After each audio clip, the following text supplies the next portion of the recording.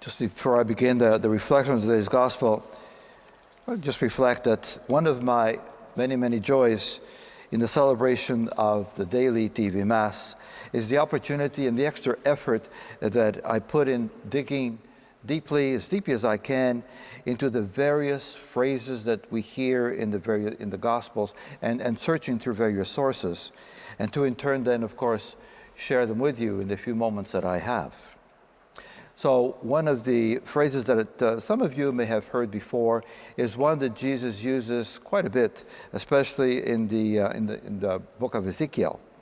And the phrase is, Son of Man, the Son of Man. And I quote, "It means no more than human being expressing the mere humanity of the prophet in his limitations.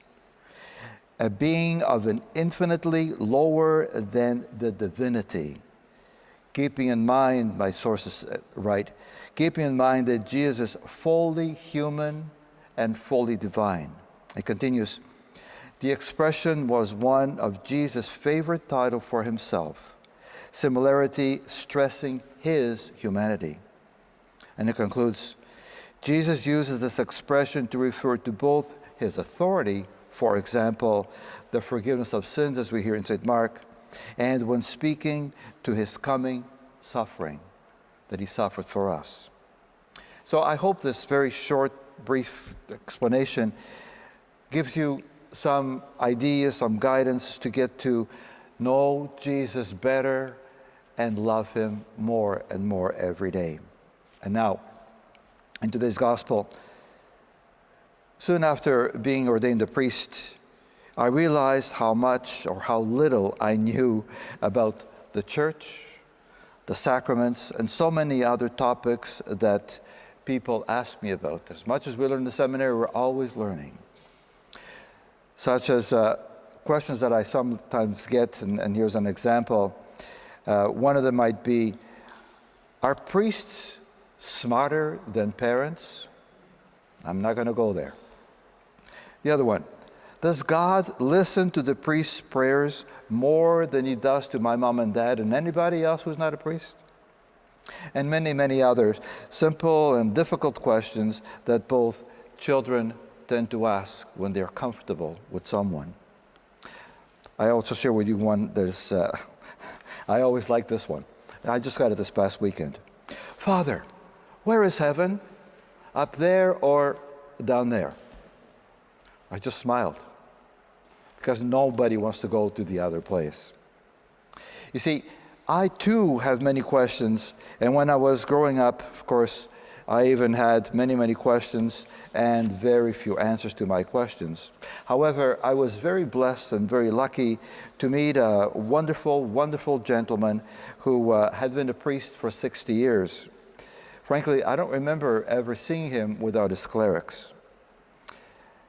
And I'm not sure if he had anything else to wear other than the blacks and white.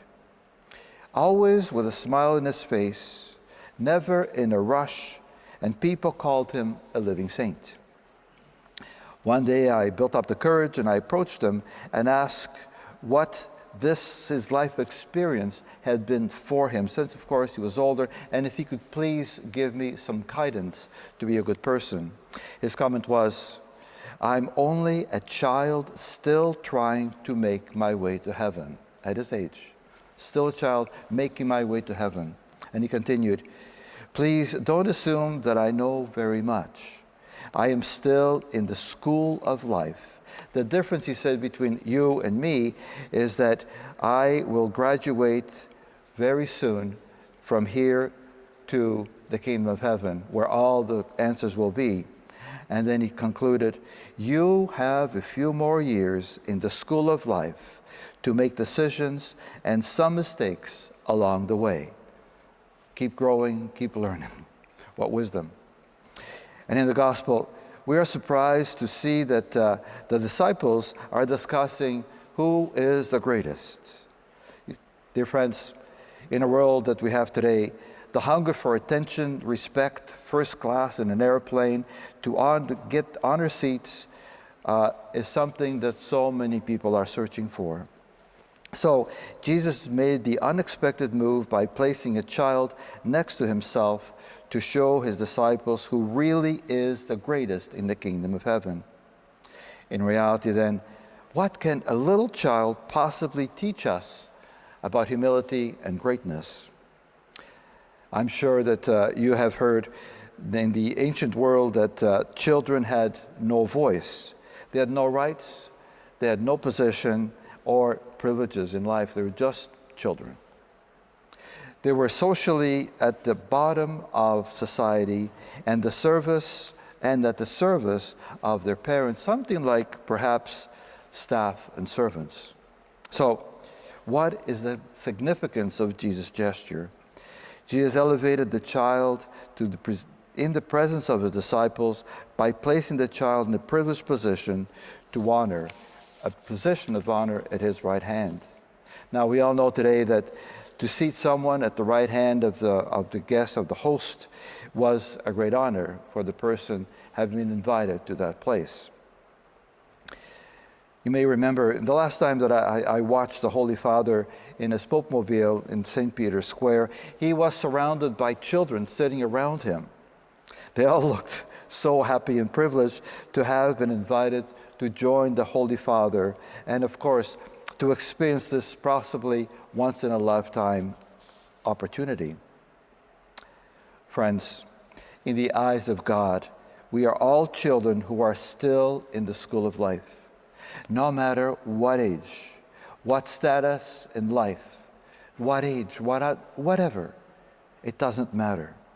You see, we should not compete for so many things. We should not compete to get ahead in life because sometimes we just tend to trip and maybe even fall behind.